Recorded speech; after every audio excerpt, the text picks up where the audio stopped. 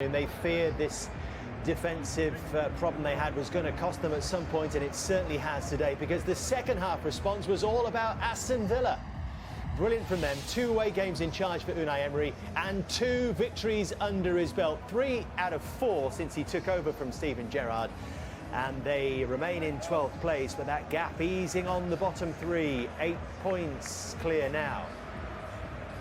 As for Spurs, it's a missed opportunity to reclaim a place in the top 4. They stay in 5th with Liverpool breathing down their necks. Chelsea still to come here this afternoon, 6 points behind and with 2 games in hand.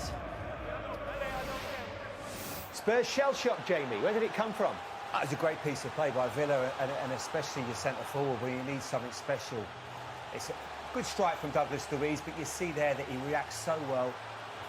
Lovely little set, and then Buendia finishes it extremely well. It's a really good piece of play. To the goalkeeper. Oh, diabolical goalkeeper. But Ollie Watkins reacts. This is what you want from a striker. Jimmy, this was your drink. He does so well. That's what you do as a striker. When there is a shot from the midfield, you react. You never know if a goalkeeper is going to spill it, and he does. And he anticipates really, really well. And he gets the ball. But how bad defending of Romero and Longley. You know, have a little bit of passion. Here, he gets just pushed away.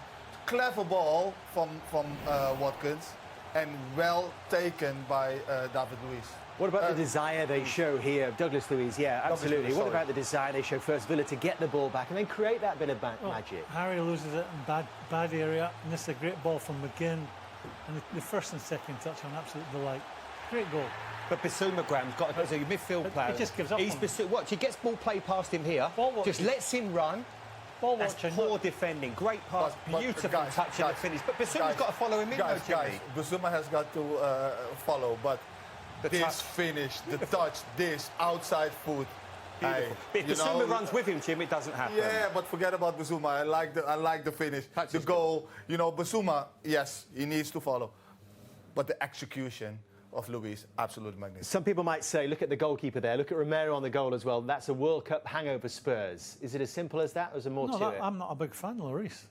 I've said it for a long time. I think since the start of last season, he's made 4 errors that have led to goals. That's the worst of any record in the Premier League for goalkeepers. For me, he's past his sell-by date. Spurs today, they were crying out for creativity. Without Bentancur and Kulusevski, you thought, where is something going to come from? They couldn't string any passes together unless Son or Kane did something special. Options off the bench. I'm sure the manager after the game is going to be trying to get some numbers into the office if he can, because that is not good enough from their point of view. Brian Gill didn't do enough on the ball. They look very short of numbers, and right now the top 4 looks a long way away. Aston Villa have absolutely made them pay. What a great start for